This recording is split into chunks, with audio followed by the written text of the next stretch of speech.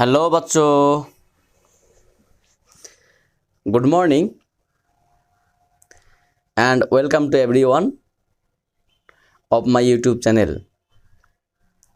My channel name is BM Physics. I hope my all प्यारी बच्चों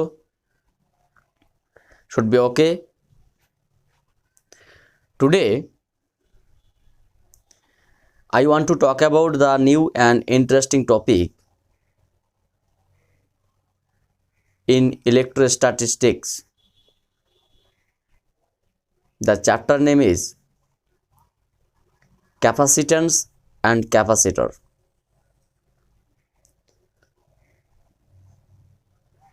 And this is the lecture number 1 in this chapter. তো যাই হোক, আজকে আমরা এই ক্যাপাসিট্যান্স এবং ক্যাপাসিটর অধ্যায়ে প্রথম লেকচার আলোচনা করতে চলছি।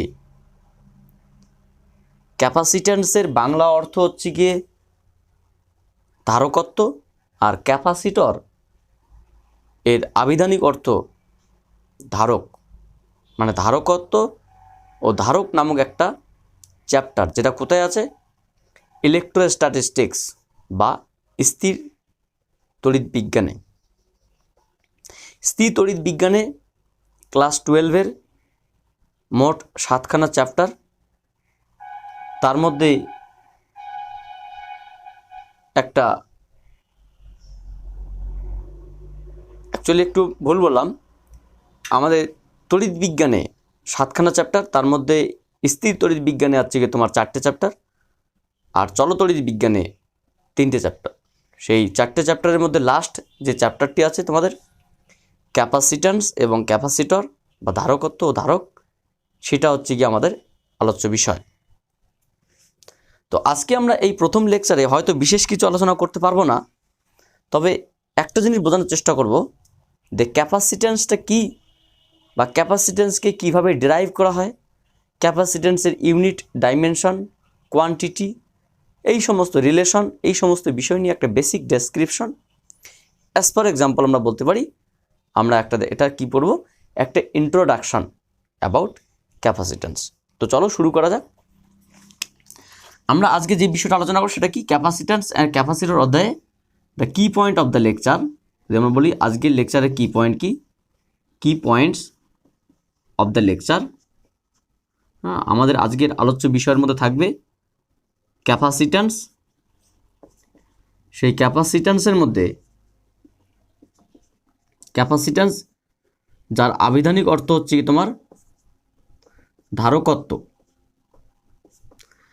এই ক্যাপাসিট্যান্স বা ধারকত্বের মধ্যে আজকে আমরা কিছু বিষয় আলোচনা করার চেষ্টা করব। একটা হচ্ছে ইন্ট্রোডাকশন বা চ্যাপ্টারে কিছু ভূমিকামূলক আলোচনা, একটা ম্যাথমেটিক্যাল এক্সপ্রেশন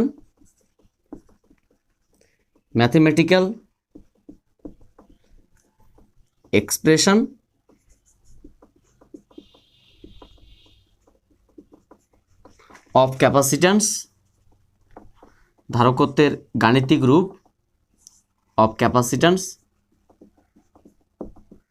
ধারকত্বের গাণিতিক প্রকাশ এবং তার ক্যাপাসিট্যান্সের unit, dimension,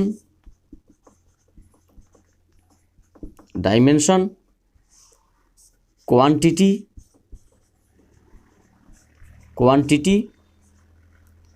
relation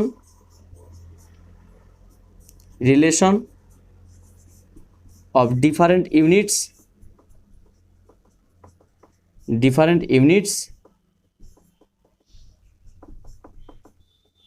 and etc. এই সমস্ত বিষয়গুলো আমরা আলোচনা করার চেষ্টা করব। তোমরা একটু লেকচারটার দিকে ফোকাস রাখার চেষ্টা করো। আশা করি তোমাদের সমস্ত বিষয় তোমরা আস্তে আস্তে সব বুঝতে পারবে। তো আমাদের এই যে chapter capacitance and capacitor, first একটা প্রশ্ন আমাদের মাথায় আসতেই পারে, মাইন্ড ইট হতেই পারে, স্যার হোয়াট ইজ ক্যাপাসিট্যান্স? ধারকত্ব কি? What do you mean by capacitance? তুমি ধারকত্ব বলতে কি বোঝো?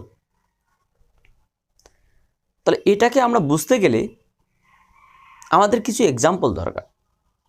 আমি ডেফিনেশন বলতে পারি, কোনো পরিবাহী পদার্থের যে ধর্মের জন্য সে আদান ধরে রাখতে পারে সেই ধর্মকে বলা হয় ক্যাপাসিট্যান্স। ডেফিনেশন যদি বলা হয়, কোনো পরিবাহী পদার্থের যে ধর্মের জন্য সে আদান ধরে রাখতে পারে, ধনাত্মক আদান ধরে রাখতে পারে, সেই ধর্মকে বলা হয় ক্যাপাসিট্যান্স।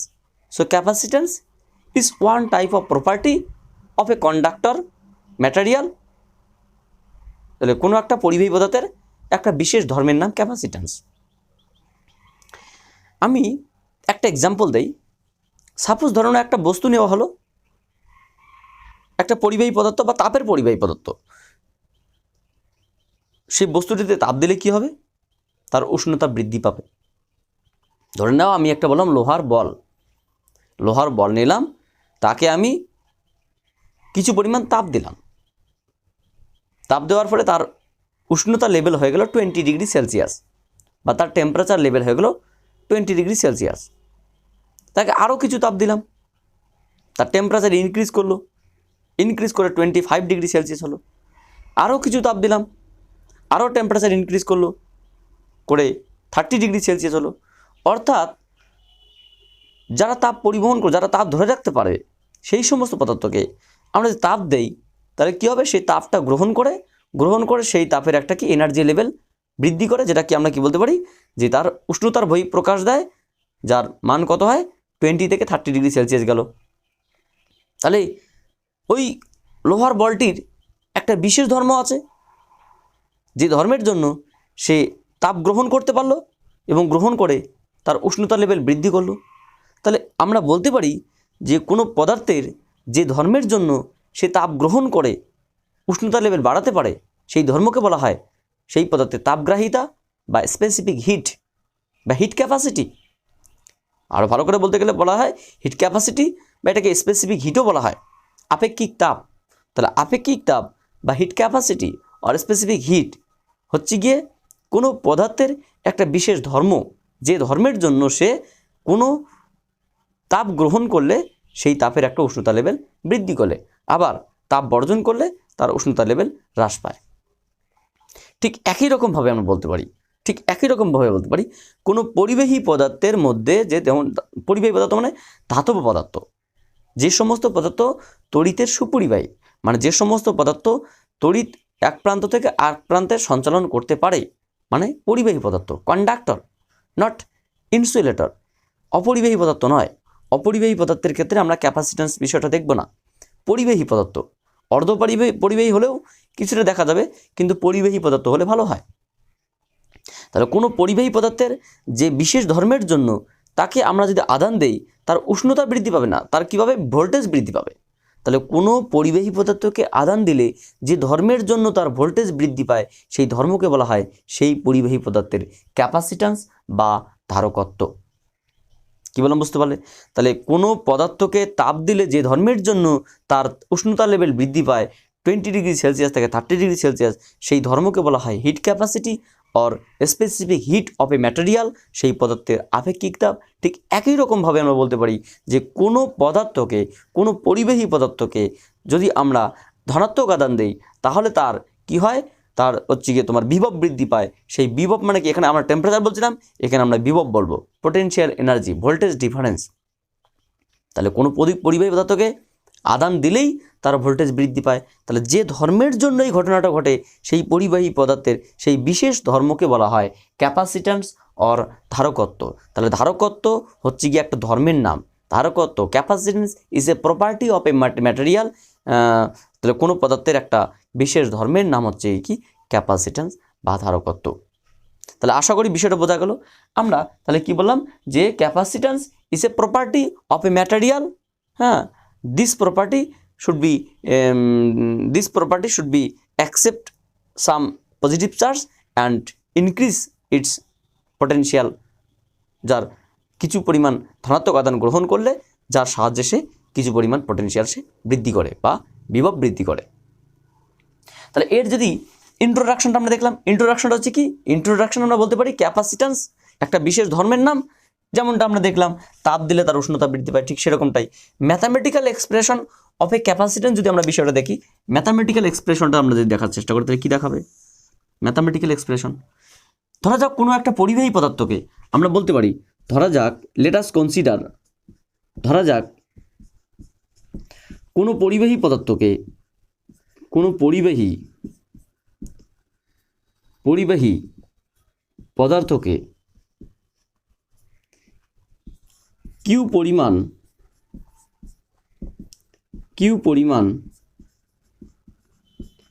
ধনাত্মক আধান দেওয়া হলো,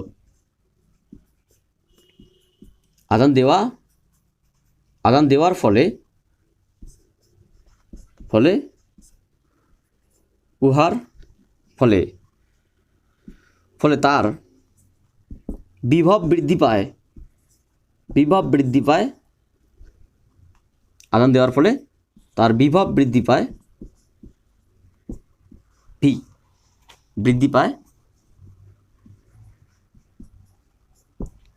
ভি। অর্থাৎ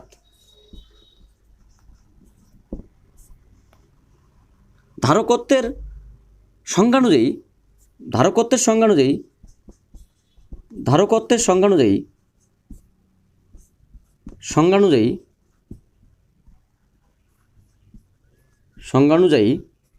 আমরা যদি এখান থেকেও সংজ্ঞাটা দিতে পারবো, সংজ্ঞা অনুযায়ী আধান দিলে কি হয়, তার বিভব বৃদ্ধি পায়। তাহলে কোনো বস্তুতে আধান দিলে তার বিভব বৃদ্ধি পায়। তাহলে প্রদত্ত আধান এবং বিভব বৃদ্ধি পরস্পরের সমানুপাতিক। সো আমরা কি বলতে পারি, আমরা বলতে পারি যে Q is equals to KV, যেখানে কেটার নাম কি বলতে পারি আমরা, আপাতত আমরা বলছি এটার নাম প্রপোর্শনাল কনস্ট্যান্ট, প্রপোর্শনাল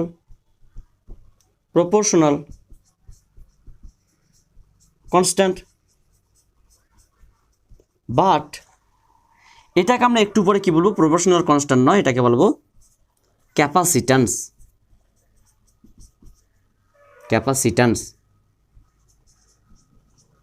এই প্রপোর্শনাল কনস্ট্যান্টটা কি, একটা ধর্ম, কারণ একটা বিশেষ ধর্মের জন্য এই ধ্রুবকটা একটা বিশেষ ধর্ম, কোনো পরিবাহী পদার্থের যে বিশেষ ধর্মের জন্য এই আদান দেওয়ার ফলে বিভব বৃদ্ধি পায়, সেই বিশেষ ধর্মকে আমরা কি বলতে পারি, ক্যাপাসিট্যান্স। জাস্ট যার ফার্স্ট লেটার সি, তাই এই কেটাকে আমরা পরবর্তীতে কি লিখব, কে এর জায়গায় আমরা লিখব সি। অর্থাৎ আমরা বলতে পারি যে Q is equals to CV বা C is equals to Q by V. This is the mathematical expression of capacitance, একটি ধারকত্বের গাণিতিক রূপ। This is the mathematical expression of capacitance, এটি হচ্ছে তোমার একটি ধারকত্বের গাণিতিক রূপ। তাহলে আমরা এটাকে বললাম equation number 1, this is the mathematical expression of capacitance, ধারকত্বের গাণিতিক রূপ। তাহলে একটা জিনিস বোঝার চেষ্টা করো, দ্য ম্যাথামেটিক্যাল এক্সপ্রেশন অফ ক্যাপাসিট্যান্সটা কি বললাম। প্রথমত আমরা ইন্ট্রোডাকশনে আমরা এর আগে একটা জিনিস করা উচিত ছিল, যে একটা ডেফিনেশন জানা উচিত ছিল। ডেফিনেশন, ইন্ট্রোডাকশনটা আমরা বললামই, তাপের সাহায্যে ক্যাপাসিট্যান্সের ধর্মটাকে ব্যাখ্যা করার চেষ্টা করলাম। তার আগে আমাদের একটা জিনিস জানার দরকার ছিল, ডেফিনেশন বা সংজ্ঞা। তাহলে ডেফিনেশনটা আমরা কি বলতে পারি, ডেফিনেশন অফ ক্যাপাসিট্যান্স,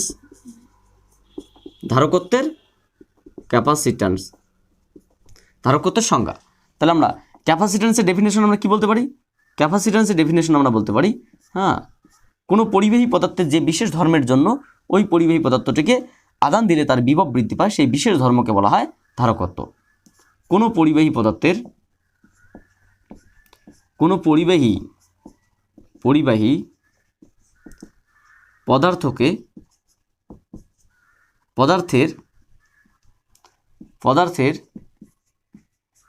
যে বিশেষ ধর্মের জন্য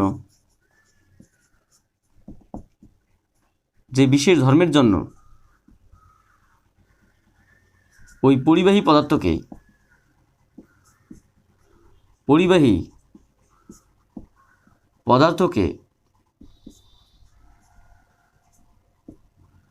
আধান দিলে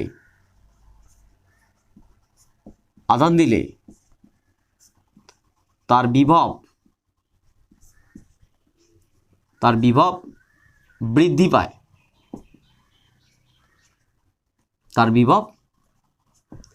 পায়, তারই সেই বিশেষ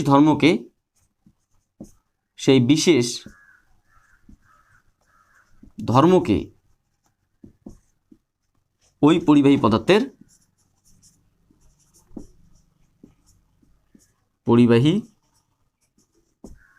পদার্থের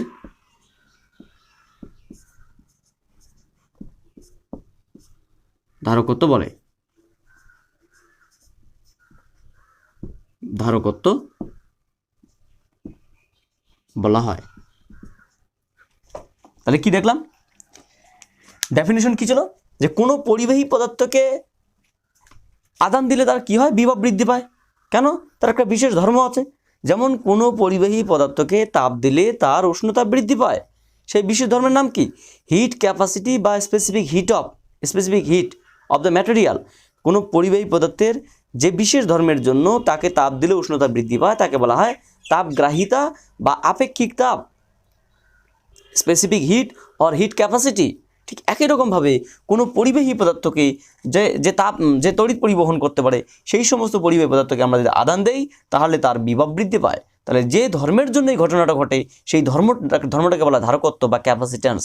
তাই ধরা যাক কোনো পরিবাহী পদার্থকে কিউ পরিমাণ ধনাত্মক আদান দিলে দেওয়ার ফলে তার বিভব যদি বৃদ্ধি পায় ভি, তাহলে ধারকত্বের সংজ্ঞা অনুযায়ী according to the definition of capacitance we can write Q proportional to V or q is equals to kv.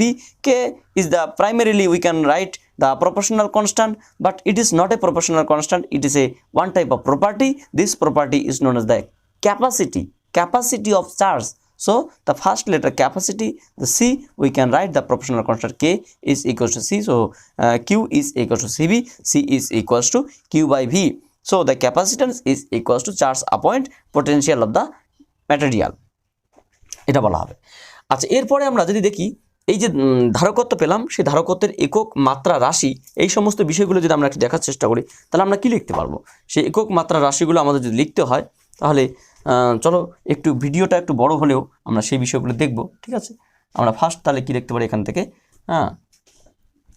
এটাকে একটু মুছে দিলাম এই পাশটা। তাহলে আমরা ফার্স্ট কি দেখবো এখান থেকে? যে unit of capacitance.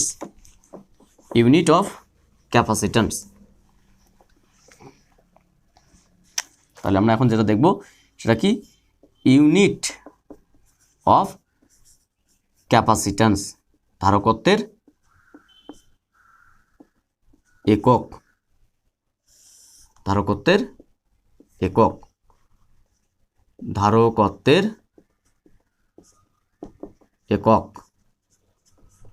Unit of capacitance আমরা কি জানি? C is equals to Q by V। তাহলে ধারকত্বের একক কত প্রকার হবে? আমরা তড়িতের ক্ষেত্রে জানি একক 3 প্রকার। একটা সিজিএস সিস্টেম, আর সেটাকে আমরা কি বলতে পারি? ESU সিস্টেম বা electrostatic unit system. Electrostatic unit সিস্টেমে ধারকত্বের একক আমরা কি লিখতে পারি? ধারকত্বের একক আমরা লিখতে পারি C is equals to stat coulomb by stat volt, or we can write stat farad or stat f or ESU farad,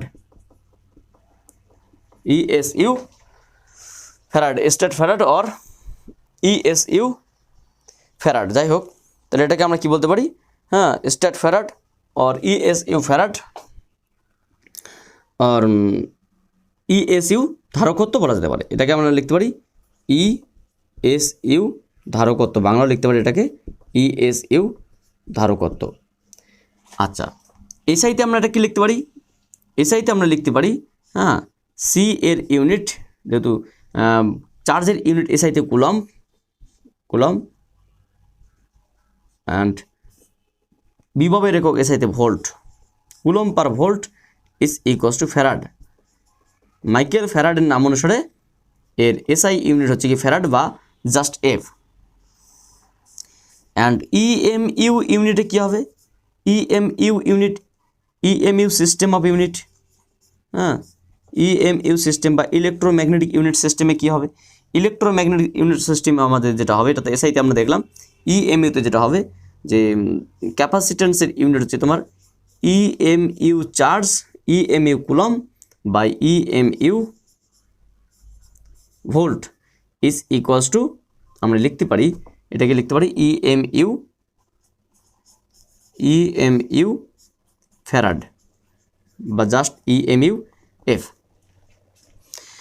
একটা জিনিস তোমাদের মাথায় রাখতে হবে, ইতিমধ্যে আমাদের যে সমস্ত চ্যাপ্টারগুলো হয়ে গেছে, হ্যাঁ, first chapter, second chapter, third chapter, সেই সমস্ত চ্যাপ্টারগুলোতে অনেক ইউনিট সম্পর্কে আমরা জেনে গেছি। সেই সমস্ত ইউনিটগুলোর উপর বেস করে কিন্তু আমি এগুলো লিখলাম। তো চলো আমি তোমাদের একটু হালকা করে হিন্টস দিই যাতে তোমাদের এই টপিকটা বুঝতে সুবিধা হয়। আমরা ইতিমধ্যে জানতাম, আমরা তো কী দেখলাম, একটা ধারকত্বের একক, তাই না? ধারকত্বের এককের পাশাপাশি আমরা আর কিছু ইউনিট নিয়ে আলোচনা করছি, যেমন ইউনিট অফ চার্জ।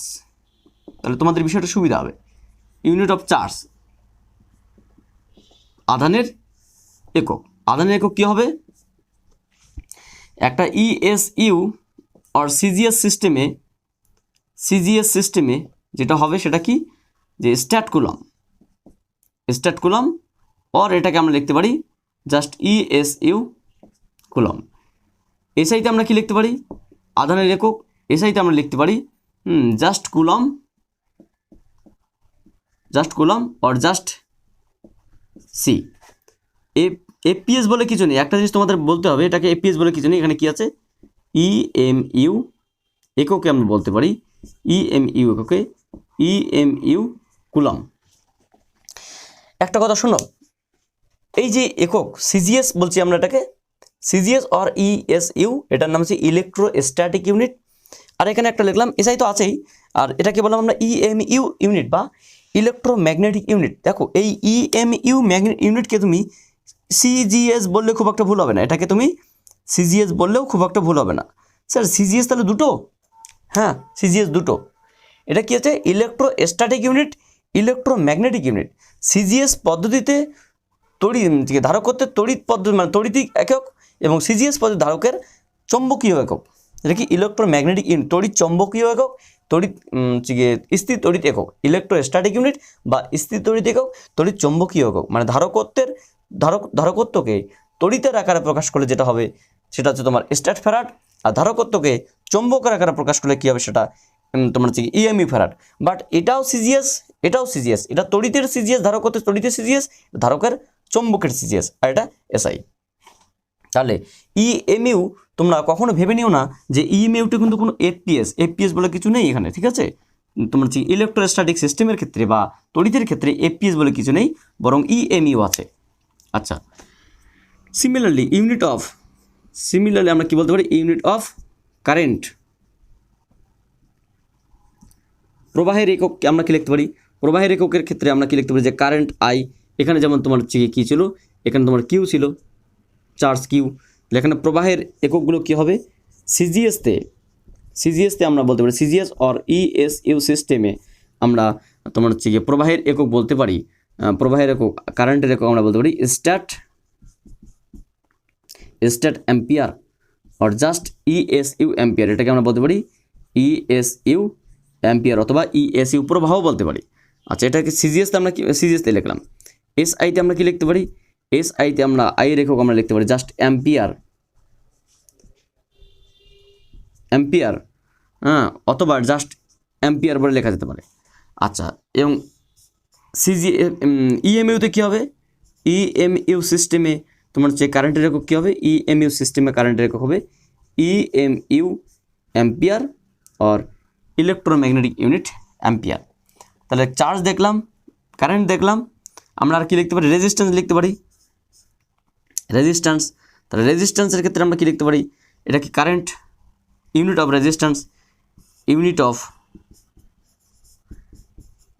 রেজিস্ট্যান্স, ধারকত্বের একক রোধের একক আমরা কি লিখতে পারি, সিজিএসতে আমরা বলতে পারি রোধের একক কি হবে, স্ট্যাট ওহম, অর এটাকে আমরা কি বলতে পারি, স্ট্যাট ওহম না, এটাকে না বলে আমরা আর এর একক আমরা যেমন একটা বলতে পারি সিজিএসতে স্ট্যাট ওহম, অথবা এটাকে আমরা বলতে পারি ইএসইউ ওহম।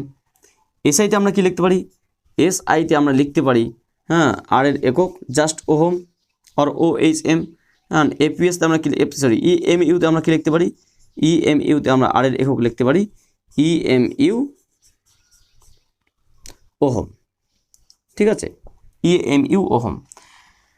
আচ্ছা তারপরে আমরা আর কি করতে পারি, সিমিলারলি আমরা হ্যাঁ যেমন চার্জ দেখলাম, কারেন্ট দেখলাম, রেজিস্ট্যান্স দেখলাম, ঠিক একই রকমভাবে ভোল্টেজ বা পোটেনশিয়াল, ইউনিট অফ ভোল্টেজ আর পোটেনশিয়াল ডিফারেন্স। ভোল্টেজের ক্ষেত্রে আমরা কি লিখতে পারি, ইউনিট অফ পোটেনশিয়ালের ক্ষেত্রে আমরা কি লিখতে পারি, এর ক্ষেত্রে আমরা লিখতে পারি যে সিজিএস সিস্টেমে ইএসইউ আর সিজিএস সিস্টেমে বিভবের একক আমরা বলতে পারি, ইএসইউ আর সিজিএস সিস্টেমে আমরা বিভবের একক বলতে পারি, বিভবের একক বলতে পারি স্ট্যাট ভোল্ট আর ইএসইউ পোটেনশিয়াল বা বিভব। এসআইতে আমরা কি বলতে পারি, এসআইতে আমরা বলতে পারি যে এর একক ভি এর একক হচ্ছে গিয়ে জাস্ট ভোল্ট আর ভোল্টেজ আর ভোল্ট আর জাস্ট ভি। ইএমইউ সিস্টেমে আমরা কি বলতে পারি, ইএমইউ সিস্টেমে এর একক হচ্ছে তোমার ইএমইউ ভোল্ট। আচ্ছা ঠিক সিমিলারলি আমরা বলতে পারি যেমন current, charge, current, resistance, potential, হ্যাঁ ঠিক সিমিলারলি আমরা ক্যাপাসিটেন্স বলতে পারি। সিজিএস সিস্টেমে আর ইএসইউ সিস্টেমে ক্যাপাসিটেন্সের ইউনিট হচ্ছে কি তোমার stat coulomb, since C is equals to Q by V. আমরা কিউ ইতিমধ্যে জেনে গেছি, ভি ইতিমধ্যে জেনে গেলাম, তাহলে Q by V that means stat coulomb by stat volt that means stat farad. কি বলেছে এটা, মাইকেল ফ্যারাডের নাম অনুসারে আমরা ধারকত্ব, যেহেতু ধারকত্ব প্রথম ধারকত্ব সম্পর্কে সচল ধারণা দেন মাইকেল ফ্যারাড, তাই তার নাম অনুসারে আমরা এটা বলতে পারি যে স্ট্যাট ফ্যারাড বা মাইকেল ফ্যারাড। আচ্ছা আমরা ঠিক একই রকমভাবে এসআইতে আমরা কি বলতে পারি, এসআইতে ধারকত্বের তোমার আদানের একক কুলম এবং বিভবের একক ভোল্ট, তাহলে কুলম পার ভোল্টকে বলা যেতে পারে মাইকেল ফ্যারাডের নাম অনুসারে first letter farad or F. আচ্ছা ঠিক একই রকমভাবে ইএমইউ পদ্ধতিতে আমরা বলতে পারি। তো যাই হোক আমরা ফার্স্ট লেকচারে বেশি কিছু আলোচনা করছি না, এটুকুই আমরা আলোচনা করলাম। পরবর্তী সেকেন্ডতম লেকচারে আমরা যেটা করব, এই সমস্ত ইউনিটগুলির সিজিএস, এসআই, ইএমইউ এই সমস্ত ইউনিটগুলিতে ধারকত্বের যে সম্পর্ক, মানের যে সম্পর্ক, এসআইতে যে সম্পর্ক, এপিএসদের সম্পর্ক বা সিজিএসের সঙ্গে এসআইয়ের সঙ্গে সিজিএস, এসআইয়ের সঙ্গে ইএমইউর সঙ্গে এসআই, এই সমস্ত যে সম্পর্কগুলো আছে সেই সম্পর্কগুলো, একক, মাত্রা, রাশি, সেই সমস্ত বিস্তারিত তথ্য আমরা, এবং আরেকটা জিনিস দেখব যে কোনো পরিবাহী ধারকত্ব কোন কোন বিষয়ের উপর নির্ভর করে, the capacitance of a conductor, which kinds of factor should be dependent, সেই সমস্ত বিষয়গুলি নিয়ে আমরা আসবো। So thank you for watching my video and wait for my next class. তো তোমাদের আমি বলছি তোমরা বিষয়গুলো আস্তে আস্তে জানার চেষ্টা করো, আশা করি তোমরা সমস্ত কিছু বুঝতে পারবে। So thank you.